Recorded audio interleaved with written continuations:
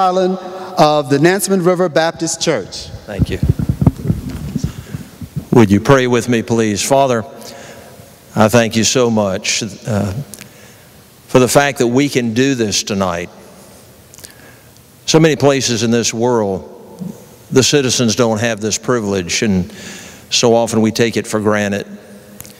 I thank you for this free land that you've given us, and for the men and women who lay the foundation and set the course that we enjoy today. Father, as we are preparing for one of the biggest events that takes place every 4 years, I pray that you would give us hearts like yours. I know that you love justice because you're just. You love peace because you're the author of peace. You love order because you're not the author of confusion. And you love truth because your very word is truth. And I pray that our nation might reflect your values. And now tonight I would ask that you would set the candidates at ease, that you would give them a clear mind to be able to express themselves, that as we listen to their positions, we'd be able to get the direction that would guide us as we vote. In Jesus' name, amen. Thank you, Pastor.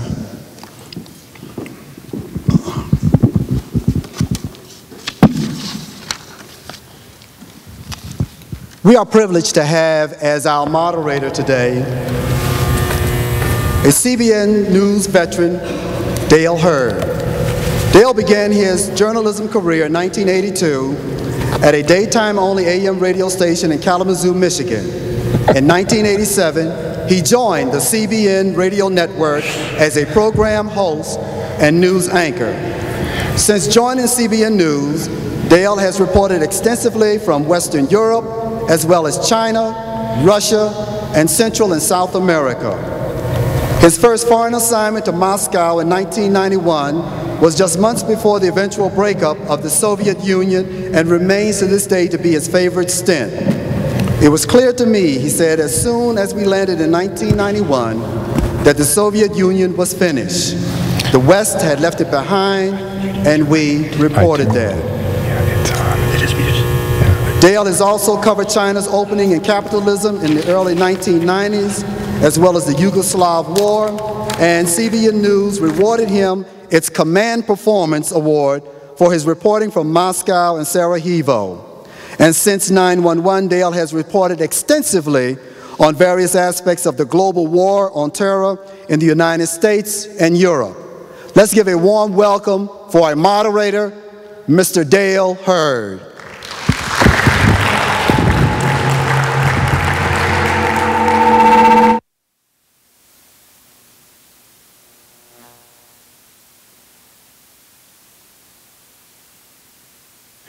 Thank you, James.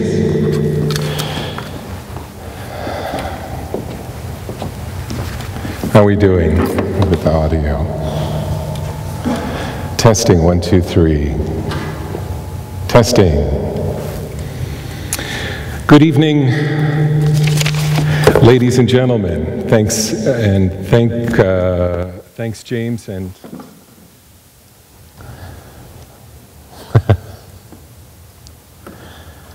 what do you think? Can you hear me? Great. Thanks, James, and thanks to members of the Hampton Roads Tea Party for sponsoring this forum. And good evening, citizens of surprising Suffolk.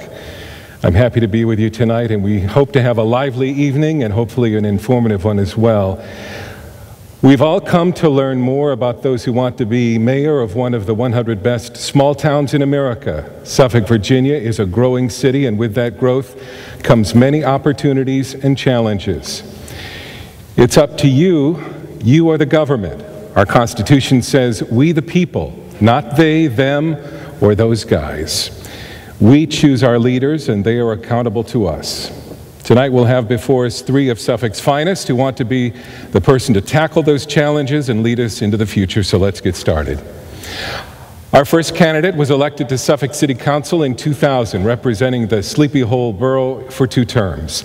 She became Suffolk's first female mayor in 2006 and was Suffolk's first directly elected mayor in 2009. She's a real estate agent and a member of the Board of Realtors and the National Association of Realtors. She serves on the Hampton Roads Planning District Commission and the Hampton Roads Transportation Planning Organization, and as the chair of the Hampton Roads Mayors and Chairs Caucus. She holds a Bachelor of Arts in English and Journalism from West Hampton College at the University of Richmond with a minor in sociology. She is also the current mayor of Suffolk. Please welcome Mayor Linda Johnson.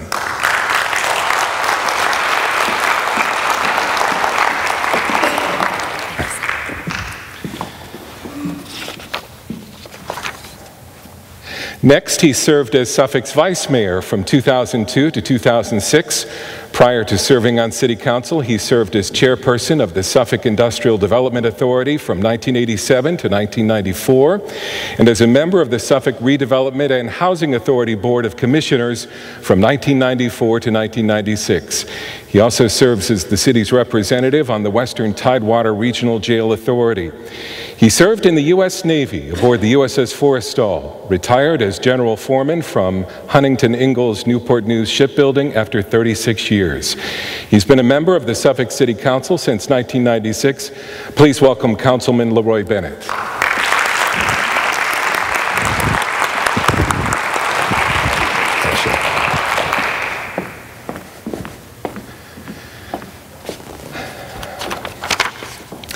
And last but not least, he's a veteran of 20 years in the United States Air Force as a Judge Advocate General Officer.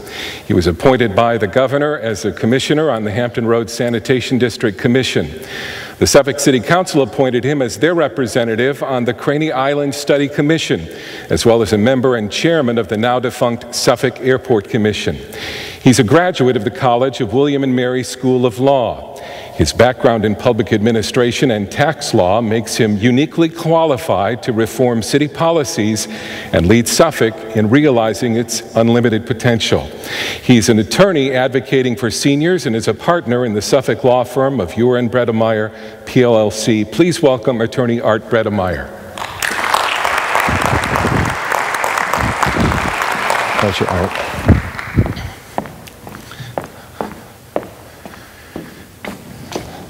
Should I tell you, I've never moderated a debate before. So we were going to establish who would go first.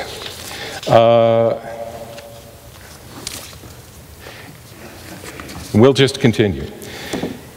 Candidates, I'll be asking questions tonight that have been compiled from questions sent via email and from the members of tonight's audience. Each of you has been given a copy of the rules for tonight's debate. Those rules are, actually, I've been told you weren't given a copy. So here are the rules. Each of you will have 2 minutes for your opening statements, 2 minutes to answer each question asked by myself. There will be 1 minute for rebuttals and 30 seconds to answer the rebuttal. And finally, you'll have 2 minutes for your closing comments. Any questions?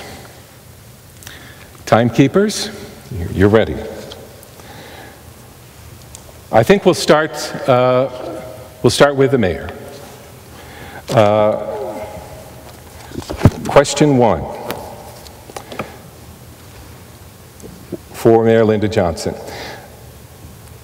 Ms. Johnson, at the Taste of Suffolk Festival earlier this year, and this, by the way, as we said, sent in by a resident, you told me that the controversial pay raises, including the 21% raise for Ms. Cuffy Glenn, was not part of the budget, part of a study recommendation that it was not split into 3 parts. However, on April 18, 2012, during the council meeting, you proposed that the raise be split into 3 parts, with parts 2 and 3 being tied to performance evaluations. A budget proposal found on the city website from May 2 shows the first third is due to kick in on January 1 next year.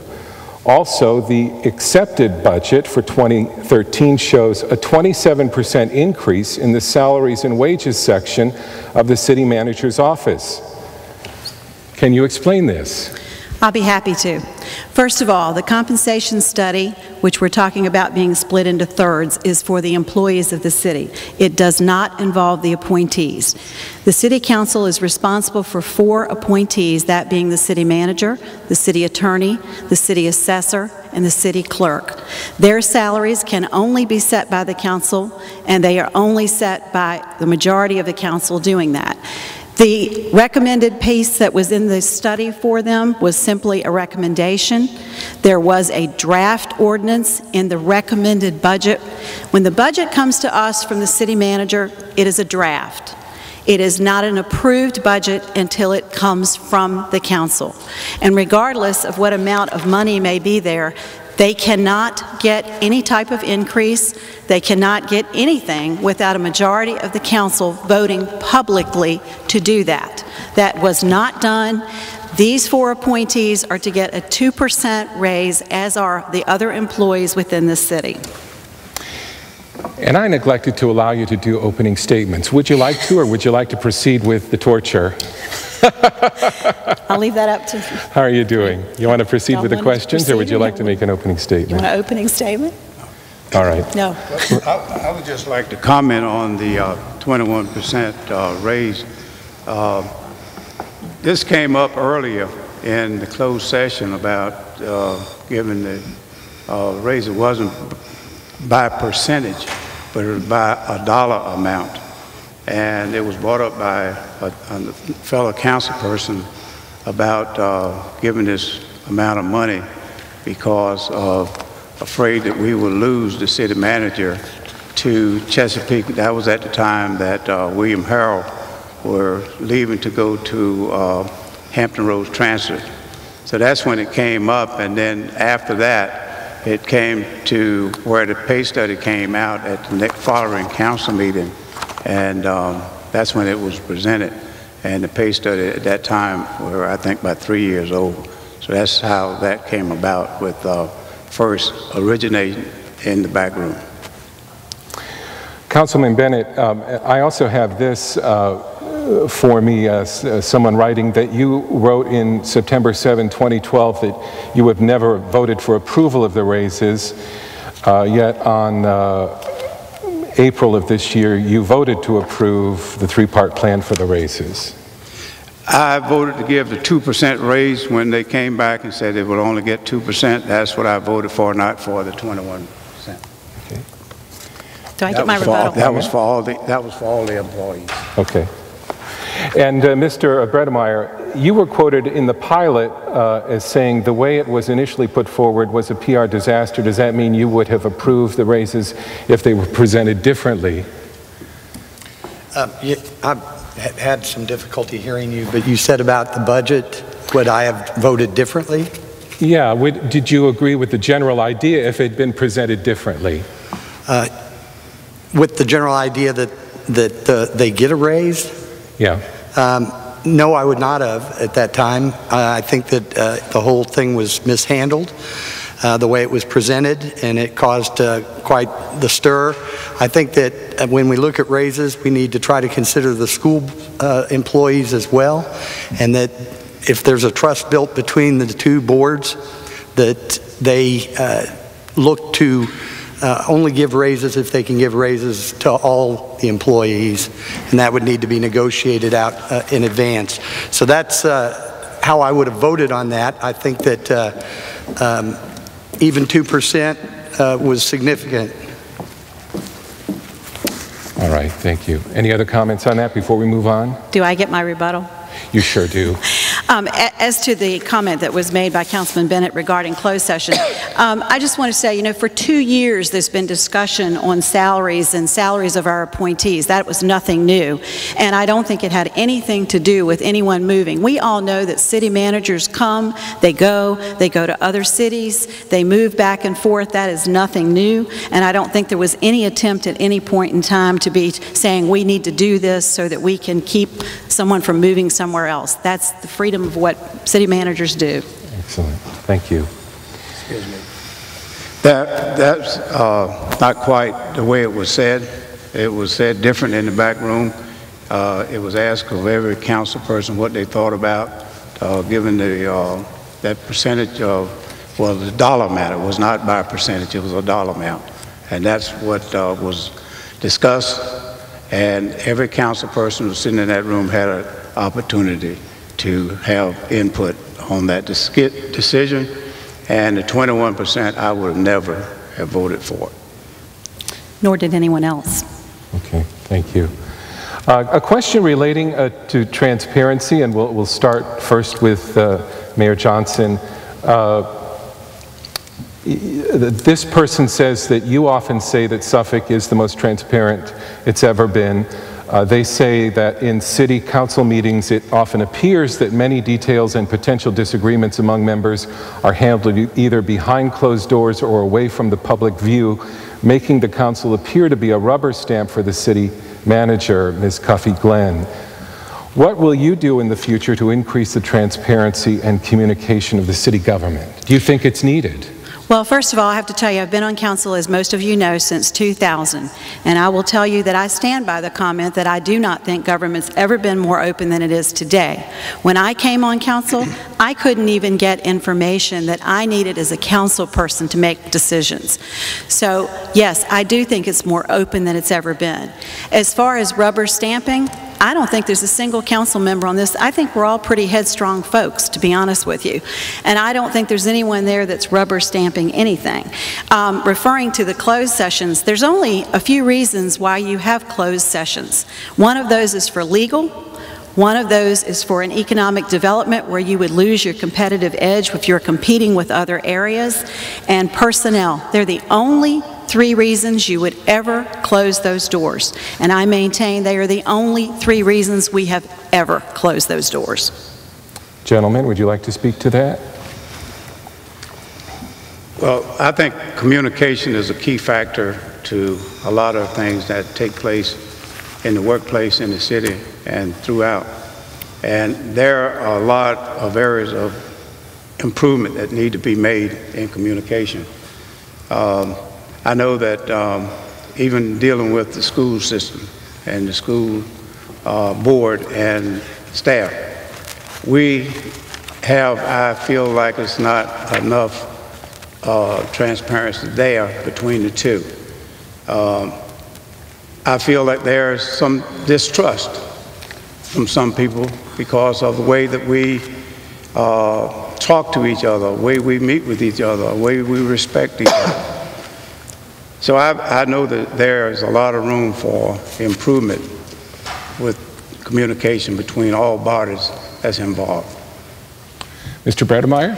Yes, in listening to your question, I think the person who submitted it, their concern is less about the availability of information on the internet to the citizens than the actual decision-making process. Because it appears that the votes, that there's a perception that it does go on behind closed doors, but as the mayor said, there's only certain things that legally can be discussed at that point for a closed session. However, my concern is what goes on before the meeting, which is council members, they can only be 2 of them talking to each other, otherwise it constitutes a meeting, but they sort of seem to work everything out before they get there, and then we're not privy to the decision process. And I think that's what the concern about transparency is. And do we have an answer to that from the elected officials? I just simply say that I don't think that's the way it is. You know, people talk all the time, but it's not that we go and talk to one another and make decisions. Many times we get our agendas on the Thursday before the meeting. And at that point in time, there's always room for discussion. But the public discussion occurs at the meetings, as it should. Okay, excellent. Thank you. Well, I am alone sometimes, voting alone, because I'm not a part of a coalition or anything that have a lot of communication with phones or whatever, doing a lot of things that be brought up.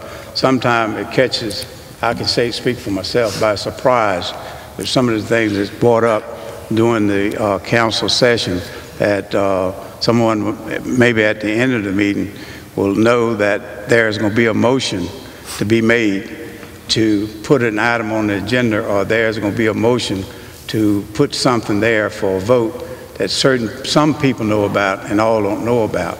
So there are some areas there that we do have some problems. Okay.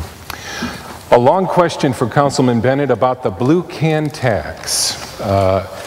This person writes that it's a major platform in your campaign. However, a large portion of that fee is to offset city costs relating to Southeastern Public Services Authority, which is deep in debt. They write, you served on the SIPSA Board of Directors from 2000 to 2008. In October 2008, an audit of SIPSA showed gross mismanagement of both financial and strategic planning, the results of which required a bailout. And you were quoted in 2008 in the Suffolk News Herald saying that there were things you did not know about and that you were pretty surprised by the audit. If you are elected mayor, what guarantee can you provide the citizens that you will personally audit each city department so that any mismanagement can be discovered early on? Yes, sir. As far as the SIPSA debt, there were 14 people sitting on the board. And while I was there, each city or county had a county administrator or city manager sitting beside them. So each locality had 2 representatives. And with that, the city manager or city administrator or the person that does the day-to-day operation, we have auditors, we have finance directors and finance advisors. They come to the board the same as they do with the council and make their presentation to the board, and they then decide what needs to be done. But during that period of time, Suffolk has not paid a tip fee for any given reason. Until 2018, we are not supposed to be paying a tip fee because we are the host city. So the $17.50 that someone said that was paying the SIPSA debt, I asked that question at the last council meeting, and that's not true. But that's what was told to me. I don't see how they could be paying the debt with that we are not paying a fee. So the $17.50 is not paying the SIPSA's debt.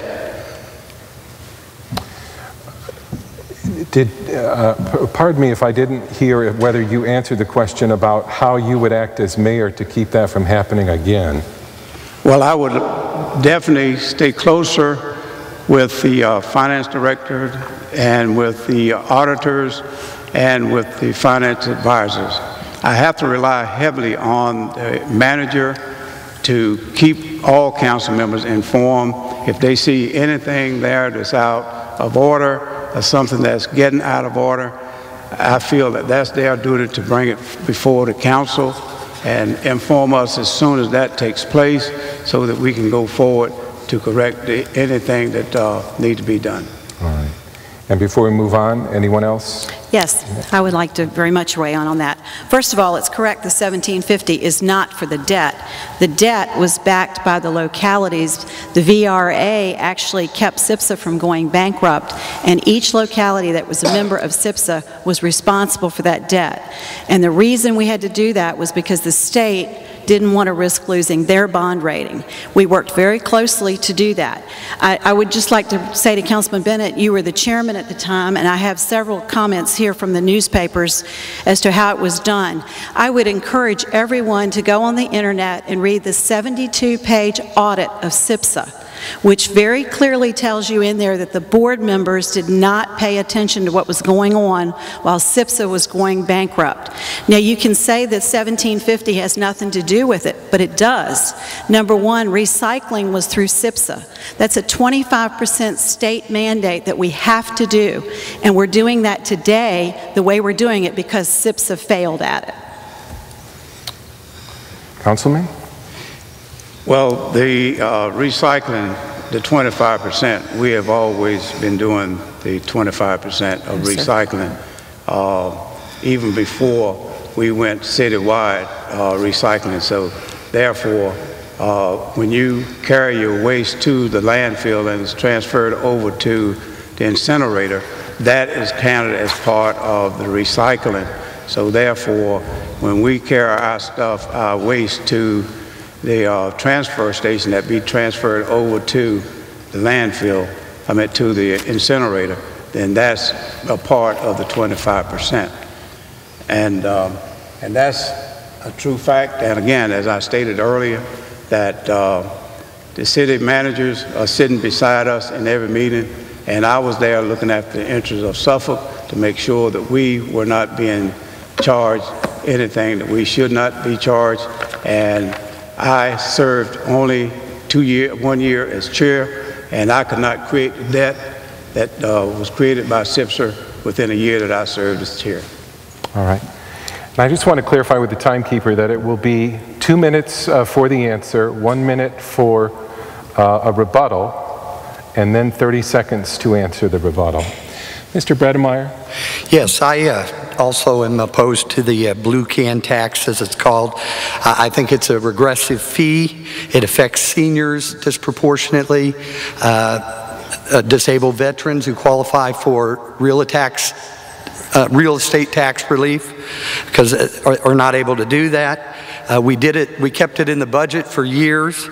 I think it was taken out more as for a maneuver to make it look as if our real estate tax rate is lower than it is, because by moving it into the enterprise fund, they would have had to raise our real estate tax 8 cents more, which would have been a 14-cent raise and put us at $1.05. Instead, they just raised it 6 cents and then used essentially an accounting maneuver to make it look like it was less than it was. The reason I have a real problem with it is that if it's not in the budget, it doesn't have to compete for dollars against other spending, and it changes people's priorities because they know that's now out of the budget. It's an enterprise fund. If costs go up, then our annual cost goes up. And then as far as the 25% mandate by the state, our city council gave it a 100% mandate for us here in Suffolk. All right. We're going to move on, and Mr. Bredemeyer, we're trying to ask everyone tough questions apparently, and here's yours. On your website, you decry cronyism and promise to be independent-minded and free from special interests. The correspondent writes, but you're part of owner of Hillside Funeral Service in Washington, North Carolina, with City Councilman Charles Parr. Your wife is on the Redevelopment and Housing Authority Board, and your law partner is president of Suffolk Center for Cultural Arts Board. Both of those organizations receiving funding for City Council. So how do you expect us to believe that your decisions in voting regarding these two boards are going to be totally impartial? I didn't hear the end of the question. Okay, well, let me bring this over to you for you. I heard about the business and independent, but I didn't hear the I think the audience heard me, but I'll let you. You didn't hear it? It's hard to hear. Hey, Roger, we're having some problems with...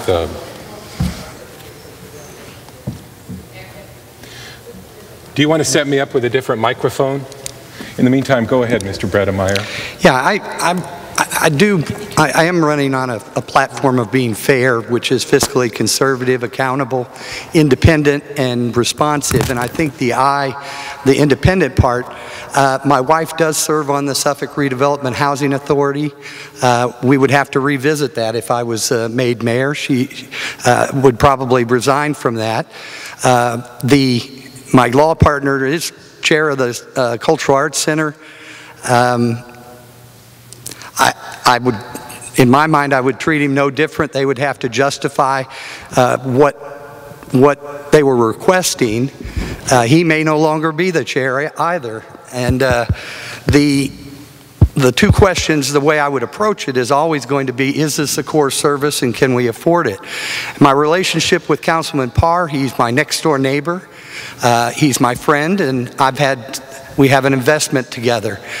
I do not always agree with Mr. Parr. In fact, many times I don't agree with him. And over the years that he's been on city council, I disagree with my wife on a lot of things, but we've been married 24 years and we're still in love, and I'm still able to live with her. I expect that after this election, if Mr. Parr and I will be able to work together professionally, and we'll still be friends. I think he's able to deal with that. I know I am, and if he's not, then maybe our friendship's not as strong as I thought. And as far as being my neighbor, I can always put up a 6-foot fence. Any rebuttal before we move on? Any rebuttal to those wonderful romantic words? All right. For all three of you, this is from Janet in Suffolk. Out in Whaleyville, the city is pouring $3 million into the closed school building, Robertson Elementary, to turn it into a community center.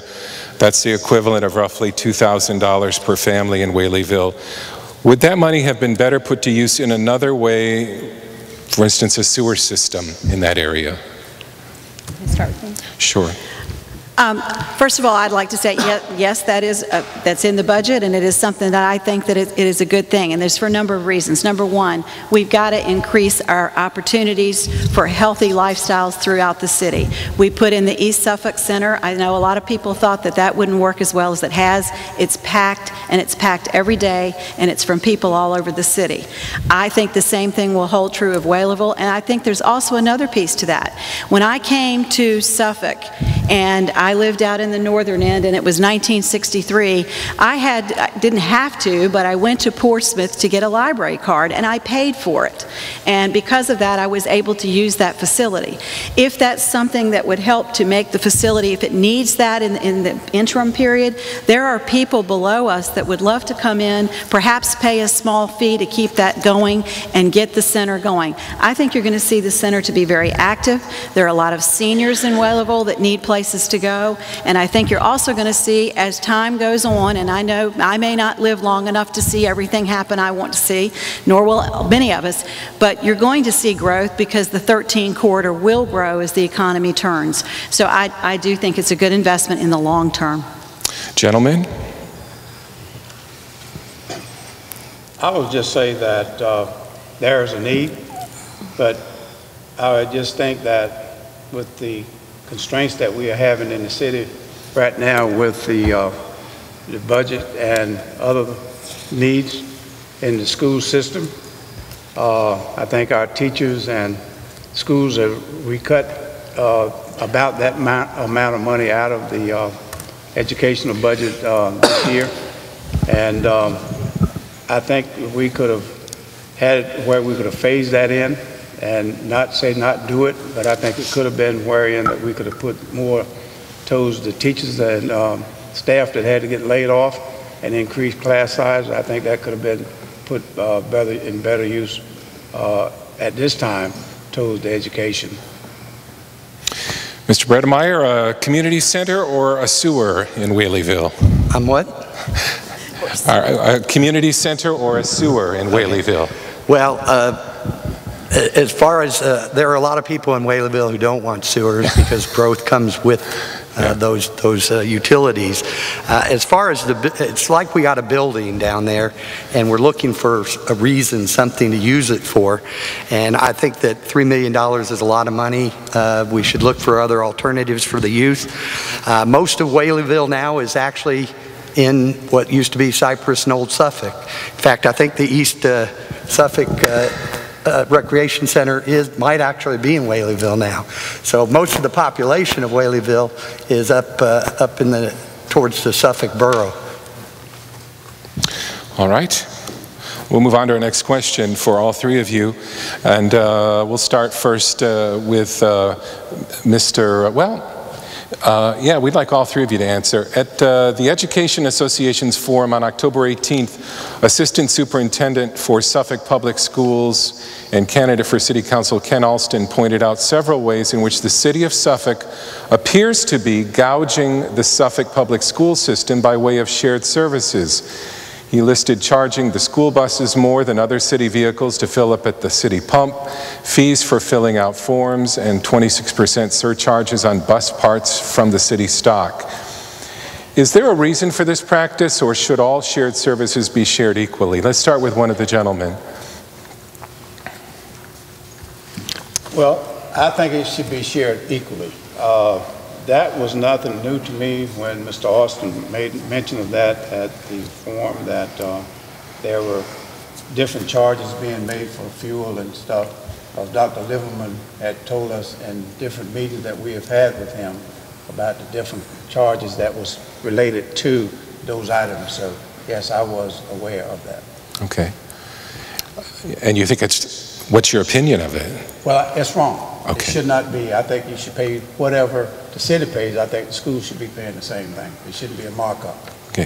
Mr. Bredemeyer? I agree with that. I think that shared services, the costs should be the same, just as I was saying about raises. The school board and the city are integrally tied together. And if they do share services, it's not like we shouldn't be making a profit off of the schools, especially when we're supplying them the money to just route it back to us. That goes to trust that needs to be built between the two bodies, because, as I said, the education of our children is essential to our economic growth as well as the quality of our citizenry. All right. Mayor Johnson? I agree with that. I will say maybe that speaks to a little bit of communication here, because Councilman Bennett says he knew it. I'm not aware of the rest of the council knowing that, but I will say if that's the case, it should not be that way. Having said that, I do think we need to investigate true shared services. And when I say that, I don't mean everything. I mean the low-hanging fruit, things such as printing, things that we can do a better job, be more efficient, and get more bucks for the schools that way. I think that's the only way we're going to be able to come together and find that whole common ground of how it works. But no, I don't think there should be a charge for it, and I'd have to see what that charge is and how it is. All right. Next question for all three regarding Assistant Superintendent for Suffolk Public Schools and candidate for City Council, Ken Alston. If he is elected, do any of you consider it a conflict of interest for Alston to be employed by the city schools and to be a member of City Council? Who would like to go first? I'll be glad to start. Okay. According to state law, according to everything as it's written, there is no issue with being on a body when you have that job. Okay. I don't see where there's a problem. I know in the past there were principals that served on city council and served as principalship. He would have to make a decision if there something in the budget that will affect him directly with raises or whatever, then he should have the opportunity to step up and not vote for something that will in fact help him in a given way. Plus, he had said that he would return his raise to the schools if he were to get one. Okay. That was his comment, not mine. Okay. Mr. Bredemeyer? I agree. I don't see any conflict, and if there was, I think he'd bring it to our attention. I would actually welcome his expertise to the council as far as the school board, since they get 50% of the budget. Okay. Here is a question with a lot of numbers in it. I think I'll truncate this because this is a long question. From Roger in the Cypress Borough. He's talking about the increase in the operating and capital budget. 2013, he says 2009 to 10, tax revenues at 129 million, and they essentially increase a couple million each year. We get to 2011 to 2012, and they're at 137 million approximately. The 2012 to 2013 budget is for 139 million, easily he writes, easily 6 million more than what actual revenues may be. The projected revenues in the budget are higher than your actual revenues. In a time when our housing values have fallen and continue to fall, how can the city justify such increases in spending? Why don't we start with Mr. Bredemeyer? Yes, I'm greatly concerned with that. That's one of the reasons I'm running, is that I think we tend to look to the revenue before we look at spending cuts. And for example, the same thing, I went through the budget again, and only 3 departments have reduced their budget since 2009, and one of those was Public Works, and that's because they took the trash out and put it in as an enterprise fund. Total spending is in 2009 was 164 million.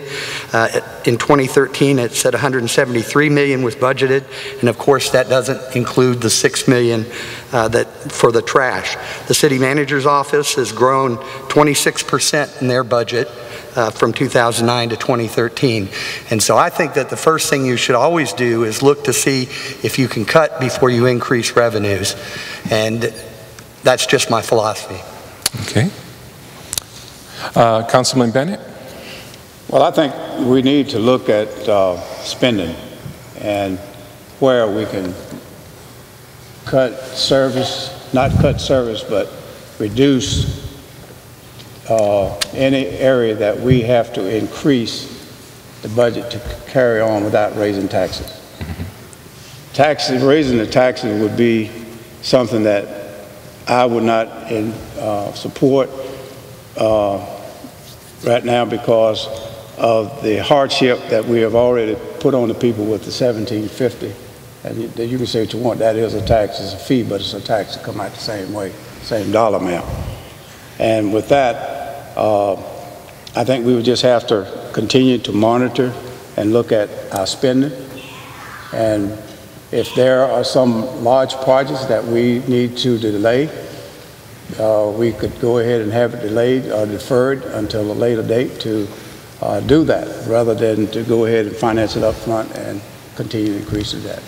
Mayor Johnson, is the budget higher than revenues? Projected revenues? Well, that was my first piece. You know, we're required to have a balanced budget, and that's something that we have to do. And I do have a chart that I'm going to leave with everyone here this evening when I go, which will show you exactly where the monies go, how it's divided, and you'll see the large red there is the education piece. And you'll very quickly see the second piece, and I'm not going to go through this, is public safety. There's certain things that you cannot lessen. And then there are some things that you want to talk about. Now, some of the things that we're talking about, delaying projects, we do that quite often. That's not an unusual thing to do. In fact, I think Mr. Austin talked about delaying school projects in schools. We do the same. That's our capital improvements budget. That's a whole different entity. But we have to balance the budget. Certainly, we have to be cognizant of what's happening in the market, and I think we've done that. I'm not sure where Mr. Bredemeyer gets his numbers, but I will say that I know the manager's office has decreased from 17 people to 7 people. It's decreased from $1.7 million to less than $700,000. I call that a decrease. Do we have to be even more and more accountable and efficient? Absolutely. We need to watch every single dollar as if it were our own. I would have to, you know, we may have more transparent government then, but the information that's being put on the web is apparently not correct. Because I just looked at it before I came here and it said the city manager's office, I didn't say increased in people, their budget in 2009 was $822,156, and in 2013 it's $1,085,759, and I just took that off the net. So if that's incorrect, that's what the public is seeing. And I'm for a balanced budget. I just believe that you should balance, it should lean more towards cuts to balance it versus just increasing the revenue. And I don't think anybody would disagree with that. I will say, if we go back in time, and I've got every single piece of it from 2003, we were at $1.08.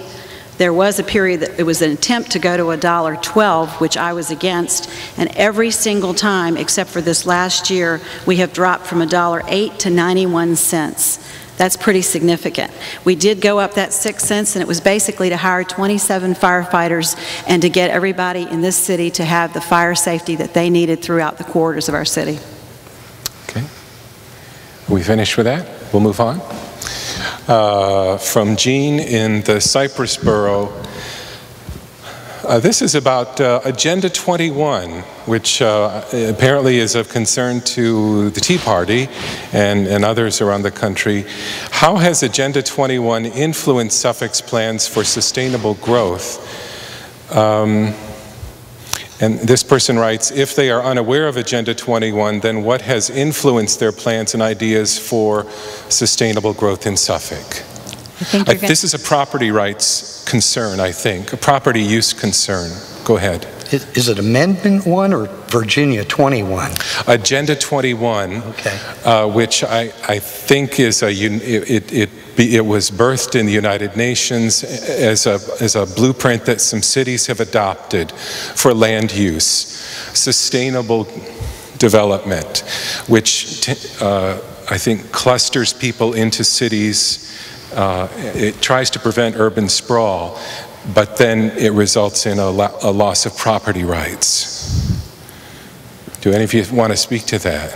Well, I'm always suspicious of anything that comes out of the United Nations as a plan, but the second thing I have is I'm for property rights, but I just don't know enough about this, and I think there shouldn't be a blueprint to force, and I'm assuming this is for natural, save resources, environment, right. All of the things, I don't know, I don't think I want that kind of direction to that degree. But again, I've not read this, I don't know anything about it until tonight. Okay. Is that a third rail kind of question that will... I'll just take the position. I'll tell you that I've always been a standard for private property rights. I built my life on real estate, and I can tell you that I do believe very strongly in private property rights, period. All right. Okay.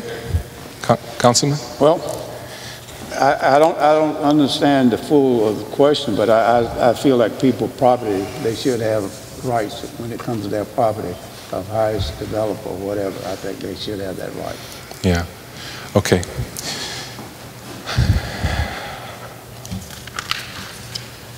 This is from James in Nansemond. It has been reported that the city governments throughout Hampton Roads have come out against question 1 regarding private property rights. What is your stand on question 1? We're speaking of the amendment.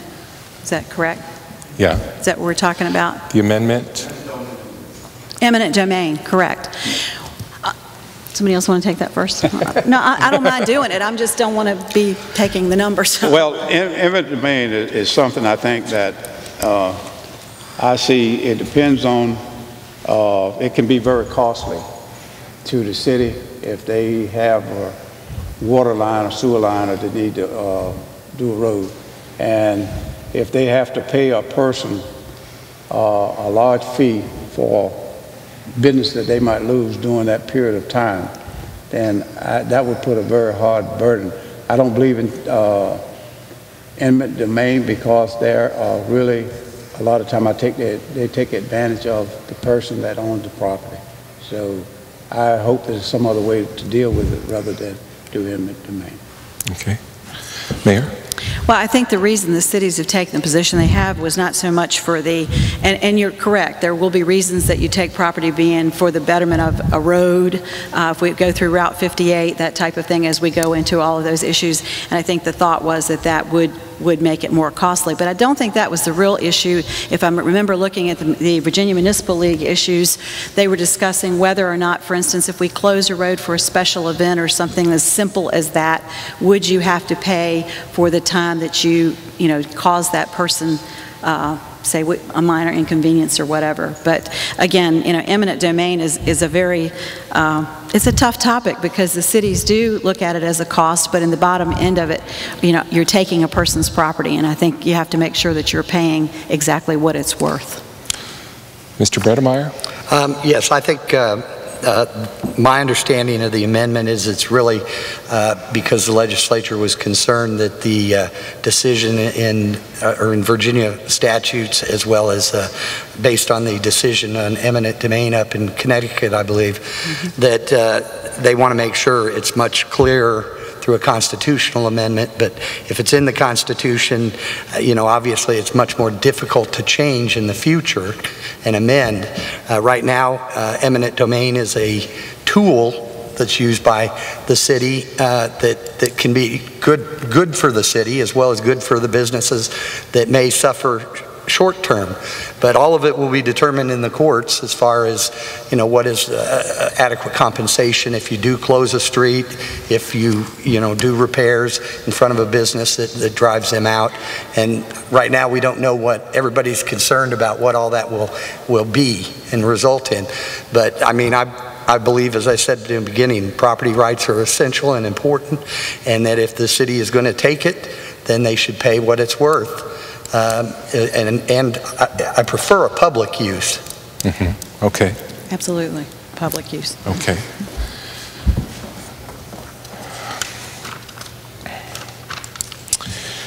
This is from Anita in Suffolk for Mayor Johnson. Do you think it's appropriate to have city council members and high-ranking city employees openly campaign campaigned for you during city council meetings as reported in a September issue of the Virginian Pilot?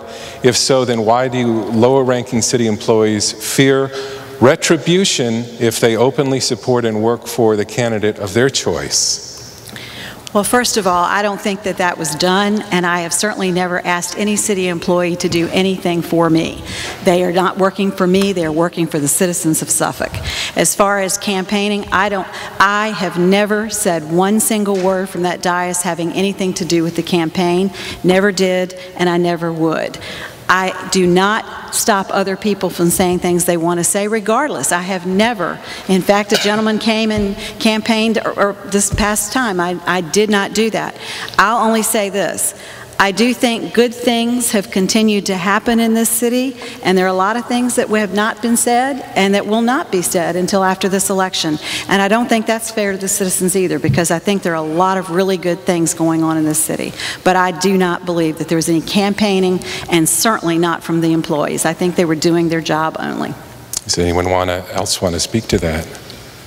Well, if anyone watched the council, they can use their own discretion on who and what was said about campaigning, and it didn't look professional with doing it. Everybody have a right to believe what they want to and support anyone they would like, but it's a way of doing it. So the paper were correct. There were a lot of comments that were made about the team and keeping the team together, and that whatever it takes to get the mayor elected, they would do that. So those comments were made. So it's a lot of comments was made during the council meeting. Now, let's let the mayor answer. Do you want to answer that? Well, first of all, I'd like to say I think we still have freedom of speech in this country, and it goes for everybody. I don't think that anybody doesn't have the right to speak what they want to speak within the confines of a meeting. And I think my meetings have been handled very professionally. I am the person with the gavel. I think I've done a professional job with that, and I make no apologies because I think the meetings were done properly. Okay, Mr. Bredemeyer. Yes, I have to agree with Councilman Bennett. I think that, and people will have to judge themselves, I don't think we had an increase in good news as much as we had just come off a budget situation that had damaged the reputation of the city manager and the mayor for supporting it, and they were trying to repair those images through that, as well as the mayor facing election up here. But I shouldn't really complain, since apparently somebody supporting me went to council meeting and opened a poster that said, "Be smart, vote for Art." So I guess I can't complain. I just have one rebuttal. Yes. I call over $750 million of investment, private dollars in our city. I call that good news. All right.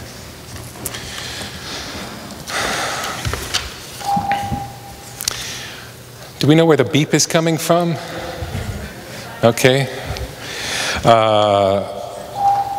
In light of the growth and diversity of the city in the past 10 years, do you believe Section 5 of the Voting Rights Act is necessary? I'm not sure I understand that question.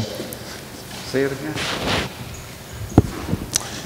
In light of the growth and diversity of the city in the past 10 years, do you believe that Section 5 of the Voting Rights Act is necessary? I don't know what Section 5 is. Do any of you want to speak to that? Councilman Bennett? I don't know what Section 5 is. I think we're speaking of the Voting Rights Act and having to go to the Department of Justice and having all of the pieces that we've done. You know, the city of Suffolk was under that, and we did what we needed to do through the process. I think our city's grown. I think it's become very diverse, and I think we're at a point in time when I think maybe we do not need that, but at the same time, we have it, we honor it, and we will until we don't have to do that anymore. But I do believe our city has come a long, long way, and I'm very proud of where it is. Mm-hmm. Anyone else? Okay. And here's a follow-up question. Do you believe the current approved map by the Department of Justice achieves fair boroughs and one man, one vote principles? Anyone like to handle that? Well, I did not participate in the process of drawing those maps or voting on them.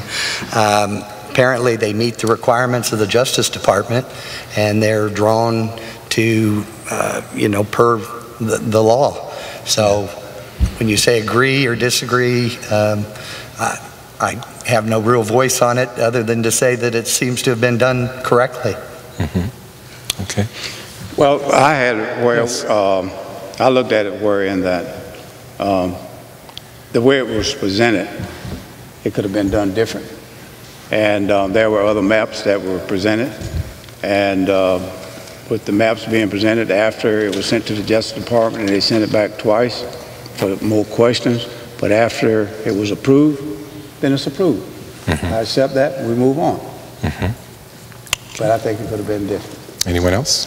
I think it was done correctly. I think it was done according to the way it's supposed to be done. And, if someone had an objection to the way it was being done, there were ample council meetings, ample times to make motions to change things. The true factor was the one man, one vote, making sure it was done without gerrymandering, because I think that's something we've seen done in the past, and we wanted it to be done correctly. And that's why council said, we'll keep our hands out of it, and we will just make sure that it's done according to the law. That's how it was done. Mm-hmm. Okay. Well, I don't know if we'll ever find out were any council members involved with it or not. You hear all kind of rumors on the street. So it's a lot of rumors on the street that other people know what was going on. Matter of fact, I had a person that came to me and suggested that I go to a particular council person to have that person to talk to me, and if I had gone to him, then it would have been drawn different. But I'm a person that I feel like if I'm doing what is right and the right thing, why would I need to go to any other council person or plead and beg with them, please keep me in my borough or whatever the situation is. I don't need to do that. I didn't need to do that. So I felt like justice would be done, and with that, I think justice was done, so we're moving on. Okay. We're at the end of our questions, so I have a question. I would like each of you to tell me what you think is the most important issue in this campaign. Let's start with Councilman Bennett. Well, what I'm hearing, one of the big concerns are the 1750. The rates are going up. The water rates went up, sewer rates went up, taxes went up. And where it was done, a lot of people are very disturbed about it because a little better than a year ago, we started using a user fee. We was going to implement a user fee. And the people came out and protested against the user fee. So they rescinded it until budget time. Time for the budget, then they put it into the budget, wherein that it will be a part of the budget, wherein that you will not just come and say, well, do you want it? The same thing with the recycling. That was put out for $12.50 a month on volunteer basis. People did not volunteer to the number that was asked. I think it was 3,000 if I'm not mistaken, and they didn't get that number. So to roll that right into the budget at the following year, to make sure that everybody, regardless of whether you want it or not, or you agree with it, then you must do it because it's in the budget. Once the budget is passed, it's history, it's there. Mm-hmm. Also, we started the recycling. We did not go back out and put it out for bids on the second time around when we went citywide. Mm-hmm. We put it out for bids when we went volunteer. But then when we went citywide, it did never go back out for bids. That should have been done. Okay. Mr. Bredemeyer, what to you is the most important issue in this election? Well, I'm running as the change candidate. This is my first attempt at public office, and I haven't been on council for 12 and 16 years. So I'm trying to bring a new vision and new perspective to City Council as a consensus builder. My concern, as I said, has been the increase in taxes and fees, including the trash recycling. When my perception, the perception of many Suffolkians I've spoken with, is that there's no attempt to reduce spending before raising those amounts. But one of my other biggest concerns is the diversity of business growth in Suffolk.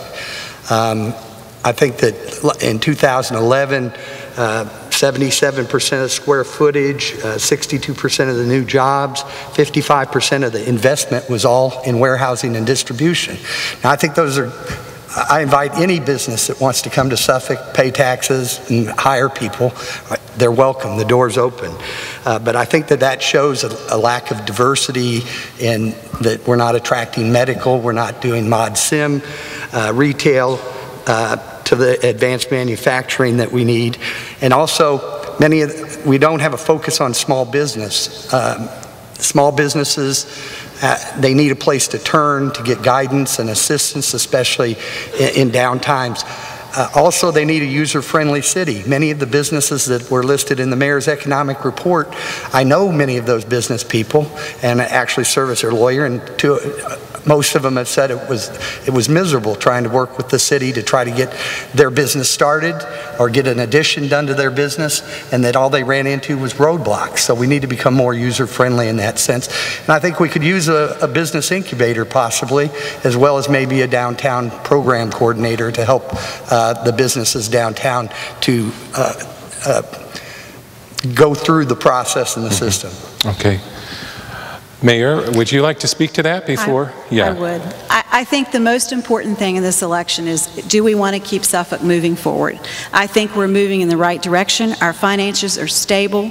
We've had 5 bond rating upgrades. We're headed for AAA. We're one step away from that. People say, why is that important? It's important just like your credit is important to you personally. We have money in the bank, which is a good thing. If we have a tornado tomorrow, we can handle it. We can do what we need to do. I think we need our economic development. I couldn't disagree with Mr. Bredemeyer more, because I think we're doing exactly what he's saying we're not doing. We are diversifying. We have the Navy Cyber Command coming. Cyber is the whole new future, and it's going to bring in a whole lot of homeland security. It's going to bring in new government work. It's going to bring on more of the mod sim piece that we've worked so hard to get.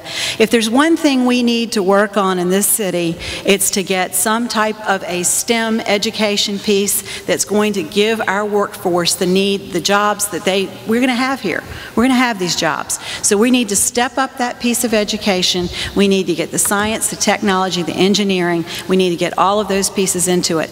If we connect that piece to what we're doing right now, there will be no stopping the city of Suffolk. I think we're in the right direction. I'm proud of what we've done. You can talk about all these, nothing's perfect. Nothing is perfect. And there will always be things we need to look at or change or all of those types of things. But in the long run, in the overall picture, we are doing very well. Many cities are struggling, and Suffolk is doing well. So with that, I say, I think the question is, do you want to continue moving in the direction we are? And I think we're doing well. Okay. We're at the point for our closing statements, and I would like you to make a case for yourself, what you would bring to the mayor's position, or in your case, continue it. And would like to start with you, Mr. Bredemeyer. Okay, thank you. This is going to sort of be part of my opening statement as well, which is that the one thing I've run into, because I haven't been on city council or in elected public office, is people don't know who I am. So I want to start by saying I'm a veteran. I spent 21 years in the Air Force, retired here to Suffolk, practicing law here now for the last 9-10 years. Downtown, my personal values are service, integrity, and excellence in all that we do. My wife and I live in Lakeside, and we have a number of 4-legged children. Why I bring that up about Lakeside and the Suffolk borough is because many people think I live up in North Suffolk, and it's a great place, and I wouldn't mind it, but I'd want to make sure they know that I live downtown. I'm running because, as I said, my concern over the taxes and fees over the last 6 years, with the perception that there hasn't been much in the area of cuts. I specifically am concerned about the trash recycling fee, the business diversity, and the problems I see between the schools and the city council that became evident in this last budget situation. Why you should elect me, as I said, I'm the new guy. I'm the only one up here who can bring about a change with vision, my leadership skills. I'm a consensus builder. I'd like to realize the unlimited potential of Suffolk.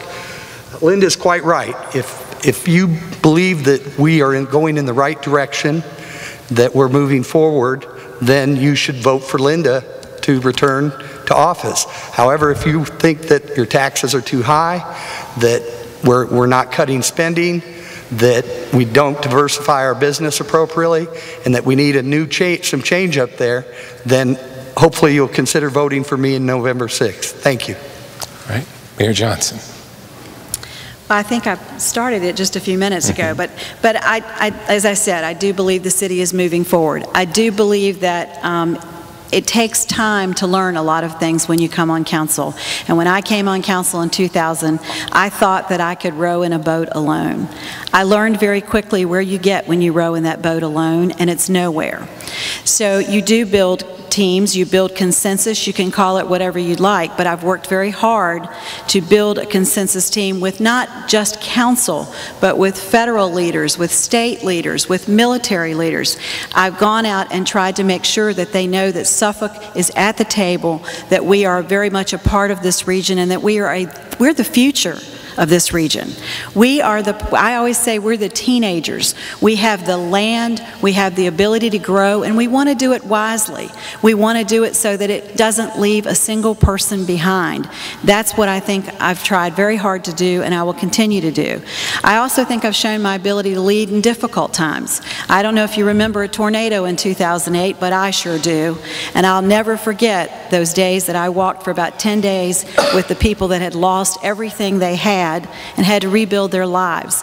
It took the state, it took everybody. Hampton was the first city that came to us, and I learned then how important it was to build upon all of these relationships. Your city cannot work alone. It doesn't work that way. We have transportation issues to deal with that Suffolk can't handle on their own. So we're going to have to get with the railroads, we're going to have to get with the state, again, the federal, and the private partners to do what we need to do to get this city moving forward. I think I've built those relationships. I know I have. I've worked hard for the citizens of Suffolk, and I want to work even harder for the citizens of Suffolk. As far as education goes, yes, we have a ways to go, but I don't think there's distrust. I don't distrust any of them, and I don't believe they have distrust for me. I think we can work this together, and I think Suffolk will become it is already a great place to be, but it can be even better. Councilman Bennett, you have the last word tonight. Thank you. First of all, I would like to say thank you to the Tea Party for having this forum, and I think it's been very educational. And but I would like to see us go back to the downtown business coordinator like we had sometime with Elizabeth McCoy was there. She was visiting business daily just about to make sure that they were getting the things that they need to stay in business downtown. And looked like that have sort of slipped in somewhat. Also the small business. I would like to see a small business group that comes together and put them where they will bring the minds together, red tape or issues that they have trying to come to Suffolk and stay in Suffolk. I have heard from some of them, and there are some issues that they have concerns about. I will tackle that day one, to meet with them, to have them to come in and let's talk about what their concerns are and what the needs are to try to improve their relationship with the city and getting permits or whatever needs are. Our schools, I think, are one of the best. I think the teachers and the staff should be commended for getting accredited. I think that we should fund them adequate wherein that when time for them to get raises. They should be able to get raises the same as the other employees. I look at pre-K through 5th grade. We need to do more with those building a foundation for our youth, because once they get to 5th grade, their bases have already just about got to the point where their direction as they are going. They also lost some of the staff when they had to go back and put 35 and 40 kids in the classroom. We need to go back to smaller classes, because that is hurting the children as well as the teachers are not having the time to spend with the students that they need. All right, I want to continue to make sure that economic development continue to come in Suffolk, and jobs. And no one person sit on council have done all the great things that has been said. It takes the whole body. The bond rating was not done by just the manager or just the mayor or any one council. It was done through the whole group of people that sat there and was elected by you, the people. And I want to continue to be a voice for the people and serve you as a good person and a citizen of Suffolk that I love, to be the person that you can come to, and I will listen. All right, thank you, Councilman Bennett. And I want to thank each of you for coming, and I want to thank you for bearing with our earlier technical issues. And now I'd like to turn it over to James. Thank you so much, Dale, for being our moderator for this evening. Would you give them a hand, please? Mayor Johnson, Councilman Bennett, and Mr. Art Bredemeyer. Ladies and gentlemen, the Tea Party is here because we are a grassroots organization. And primarily, our purpose is to inform the public, you the citizens, and we ask that you join us in keeping our leaders accountable. I myself have gone through a political journey, and I had to come to the point that I just got sick and tired of certain folk in government insulting my intelligence. And I said, enough is enough. I have worked with the Black Panther Party back in the 70s, with the NAACP. I've been chairman of the Republican Party. I've had a radio talk show. Enough is enough. And I've become a part of the Tea Party. Most of the politicians, a lot of politicians don't like us. And the reason is because we are truly mavericks. We don't have a George Soros that pumped $2 million into our coffers. We are a nebulous group. We call our own shots, and we work it our own way. And so we ask you that you come and join us. We meet every third Tuesday at the Costanza House behind the Baker Funeral Home at 7 p.m. So come out and join us, join the fight, and trust me, we actually have a very good time. And I can tell you that they do not want all of us, whether we're Republicans, Democrats, or independents, black, white, yellow, green, purple, polka dot, gay, straight, whatever. They don't want us talking together on a grassroots level to hold the people in power accountable. That is why we have this forum today, so that we could bring our politicians before us. They work for us. They have to answer our questions. And I'm proud of the fact that they came here, because I know that for some of them, it was a little bit of a courage to come here for the Tea Party. But I want to thank you. God bless you. God bless the city of Suffolk. Come join us.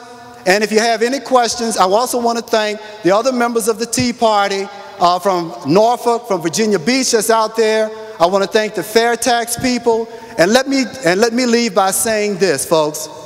You now have all types of information sources available to you. Take the time. Do your research. Do your homework. Don't just take it for granted. I don't care if it's the pastor in your church. I don't care if it's a community leader.